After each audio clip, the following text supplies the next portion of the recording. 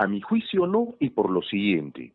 Si bien es cierto que la Constitución establece que a los parlamentarios de la República solo los puede investigar el fiscal de la Nación, hay acá una situación que hay que analizar, y es la siguiente. El señor fiscal de la Nación se ha inhibido de investigar el caso de la exfiscal de la Nación, Patricia Benavides, y que involucra a estos 5 congresistas.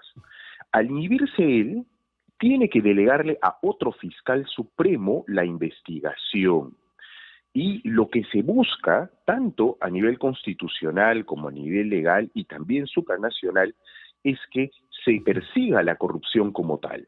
Quien está investigando a estos 5 congresistas es una fiscal suprema, ¿bien? A pedido o por delegación del fiscal de la Nación. Entonces creo yo que perfectamente puede hacerlo porque está primero al nivel, al rango de fiscal de la Nación quien los está investigando, y segundo, porque hay un fin superior y es la persecución de la corrupción. Eric Urbina, abogado constitucionalista, se encuentra con nosotros en la comunicación para hablar sobre esta situación de la Junta de Fiscales Supremos que terminó rechazando la denuncia constitucional presentada contra la fiscal suprema Delia Espinosa, y es el comentario que precisamente yo había sostenido y le quiero trasladar al doctor Urbina. Doctor, ¿qué tal? Buenos días, bienvenido. Buenos días, Pedro, un gusto conversar con usted. A ver, el Congreso o 5 congresistas básicamente señalan que la fiscal suprema Delia Espinosa cometió infracción constitucional por cuanto ellos son aforados y la Constitución, según la interpretación que ellos tienen, la lectura que ellos tienen, solamente faculta que los investigue el fiscal de la Nación o la fiscal de la Nación, no una fiscal suprema. Esta posición de los congresistas Chirinos, Edgar Tello, Luis Aragón, Luis Cordero Yontay e Eilich López, ¿tiene razón legal? ¿La Constitución les ampara en esta denuncia constitucional contra Delia Espinosa para que impiden incluso 10 años de inhabilitación como castigo? Mire, a mi juicio no, y por lo siguiente. Si bien es cierto que la Constitución establece que a los parlamentarios de la República solo los puede investigar el fiscal de la Nación, hay acá una situación que hay que analizar, y es la siguiente. El señor fiscal de la Nación se ha inhibido de investigar el caso de la exfiscal de la Nación, Patricia Benavides, y que involucra a estos 5 congresistas.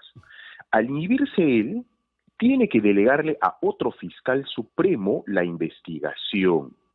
Y lo que se busca, tanto a nivel constitucional como a nivel legal y también supranacional, es que se persiga la corrupción como tal. Quien está investigando a estos 5 congresistas es una fiscal suprema, ¿bien? A pedido o por delegación del fiscal de la Nación. Entonces creo yo que perfectamente puede hacerlo porque está primero al nivel, al rango de fiscal de la Nación quien los está investigando, y segundo, porque hay un fin superior y es la persecución de la corrupción. Claro, pero ellos se basan en que no pueden investigarlos si no son antes un fiscal de la Nación quien lo haga. Pero esa figura de la delegación de la investigación de una competencia del fiscal de la Nación está regulada por ley, doctor Urbina, porque por allí podría haber este espacio gris que podría servir a esos congresistas como argumento. ¿Está regulada la delegación de la investigación a un fiscal supremo desde el fiscal de la Nación? No está regulada, sin embargo, hay, como le comentaba, unos principios superiores que muchos de estos congresistas, entre ellos la señora Patricia Chirinos, en su momento estuvieron de acuerdo. No olvidemos que cuando se quiso acusar al expresidente Pedro Castillo, estando él aún en el mandato, bien, se hizo una interpretación que al final no fue necesaria por el golpe de Estado que dio, pero una interpretación por lo cual sí se le podía investigar por actos de corrupción. Y había un impedimento también constitucional. Y el Congreso, de entre ellos la señora Patricia Chirinos y otros más, lo que sostuvieron fue que, aunque hubiese un impedimento constitucional, había un fin mayor, que era la persecución de la corrupción, y que por lo tanto, en este caso, se podría hacer. Estamos en una situación bastante similar. Ojo, finalmente los congresistas sí son aforados. Entonces, ¿qué pasará? La investigación va a continuar. Luego no los podrán acusar en sede fiscal porque antes necesitan que el Parlamento les levante el fuero. Ese es un segundo momento. Ahora estamos recién en una etapa de investigación solamente. Pero, ¿y siente y cree usted que con lo que demuestra el Congreso, esos parlamentarios o las bancadas que están abocadas a dinamitar la precaria institucionalidad del país van a entender ese razonamiento jurídico? Ok, no está regulada en un marco legal, en una ley orgánica del Ministerio Público, tampoco en la Constitución, la delegación de la investigación del fiscal de la Nación a personajes aforados para que una fiscal suprema, que en este caso de Espinosa, lleve la investigación. Y para ellos es una infracción, pero están en condición de razonar, de pensar con sensatez para decir, es cierto, entonces que nos sigan investigando. Mire, eso obviamente lo vamos a ver ya con los votos, ¿ah? Yo espero que sí, porque son en este caso 87 votos o en dos tercios que serían igual 67, porque hay que excluir a los miembros de la Comisión Permanente para que esta acusación constitucional progrese. Entonces es un número elevado, no creo que se alcance, y entre otras cosas también porque los congresistas saben, ¿no?, de digamos, esta baja reputación que tienen ahora mismo ante la población, ¿no? Yo creería que ni siquiera debería progresar de la subcomisión de acusaciones constitucionales, pero bueno, habrá que verlo, ¿no? Pero bueno, miremos nomás lo que pasó con el tema de la Junta Nacional de Justicia, el doctor Urbina, donde terminan tomando una interpretación que hicieron los integrantes de la Junta para que digan que todos tienen que irse. Menos mal que terminan individualizando y hasta el momento, por ejemplo, yo no encuentro la razón del por qué inhabilitaron a Aldo Vázquez. ¿Cuál ha sido la razón para que inhabiliten a Aldo Vázquez y no los demás integrantes, así como a Inés Tello? Sí, probablemente por motivos especialmente políticos, ¿no? Si uno ve a estos dos justamente exmiembros de la Junta Nacional, encuentra al señor Inés Tello, que fue el motivo por el cual se da la acusación, y al doctor Aldo Vázquez por haber sido el presidente de la Junta Nacional en ese momento, ¿no? Ya no se consiguió los votos con los demás, ¿ah? Entonces, en este caso, también podría suceder lo mismo, ojo, no es un imposible como tal, ¿no? Pero creo yo, el resto de congresistas quedaría muy deslegitimados si es que van a sancionar a quien los está investigando directamente, ¿no? A 5 de ellos. Y esto finalmente, doctor Urbina, cuando se habla de esa denuncia contra Adele Espinosa, ¿podría caer también en una interpretación constitucional de votos como pasó con el caso de Inés Tello? Porque ella, por ejemplo, y quisiera que eso me explique usted, porque en el caso del voto de Inés Tello, ella acusa que, por ejemplo, el parlamentario integrante titular, miembro titular de la Comisión Permanente, José Luna Gálvez, no debió votar en el Pleno.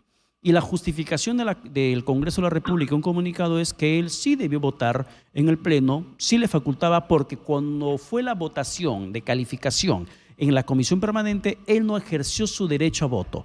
Pero esos detalles, por ejemplo, son de interpretación netamente parlamentarias, porque lo que la Constitución te establece es que los miembros de la Comisión Permanente no pueden votar en el Pleno en una decisión de ese nivel. No te dice el sí, solo sí, no te pone una condicional. Ahí estamos en la interpretación subjetiva que puede hacer el Congreso de la República sobre un tema de votación. Lo que hace, por eso le preguntaba el espacio gris de la delegación de la investigación a la Fiscal Suprema, que podría ser utilizado por el Congreso de la República, como también la propia interpretación que terminó haciendo el Parlamento frente al voto de Luna Gálvez siendo miembro de la Comisión Permanente y él votando y con su voto inhabilitando a la magistrada Inés Tello. Efectivamente, no, y vea ya, o sea, hay fines supremos que se van a sobreponer sobre otros, ¿no?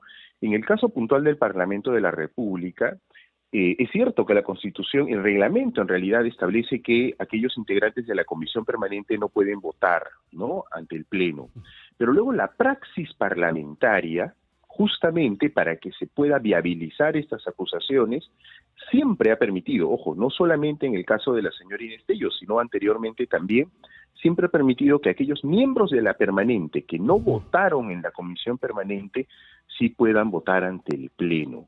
Es algo que se va a superar cuando ya tengamos dos cámaras, porque termina siendo un contrasentido y que incluso podría llevarnos a ver directamente cuántos votos entonces se necesitan, porque si no han votado los 30 y han votado menos, los 2/3 ya no son 67, podrían ser más, ¿no? Entonces, esa es una praxis que el Congreso ha tenido desde hace ya muchos años, ¿bien?, y que les ha permitido en más de una ocasión, ojo, no solamente con la magistrada Tello, el llevar a una acusación constitucional adelante, ¿no?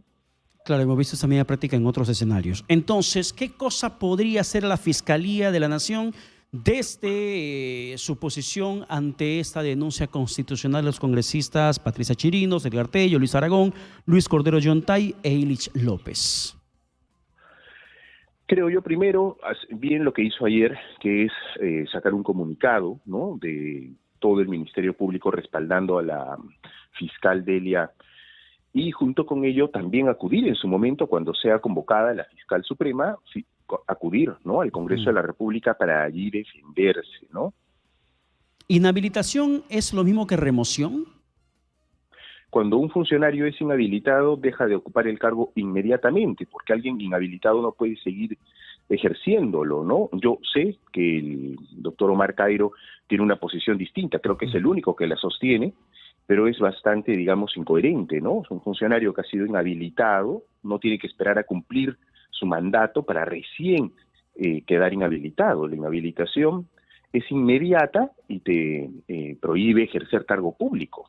Claro, porque recordemos que ha sido la ex fiscal de la Nación suspendida, ella, Patricia Benavides, la que acuñó esta interpretación cuando se trató el tema de la inhabilitación de Zoraida Ábalos. Para que no se ocupe ese espacio de Zoraida Ábalos, ella dijo que inhabilitación no es remoción y por lo tanto la plaza sigue ocupada aunque no está habilitada.